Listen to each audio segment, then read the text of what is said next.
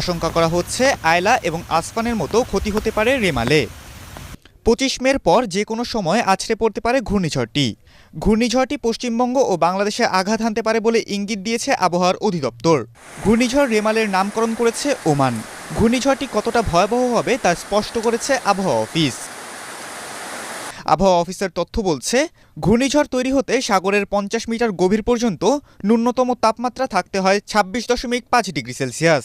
কিন্তু সাগরের পানির বর্তমান তাপমাত্রা রয়েছে 30 থেকে 31 ডিগ্রি সেলসিয়াসের কাছাকাছি, যা শক্তিশালী ঘূর্ণিঝড় তৈরির জন্য যথেষ্ট। সংস্থাটি বলছে, বঙ্গোপসাগর তো বটেই, চলতি মাসে আরব সাগরেও একটি নিম্নচাপ তৈরির সম্ভাবনা রয়েছে।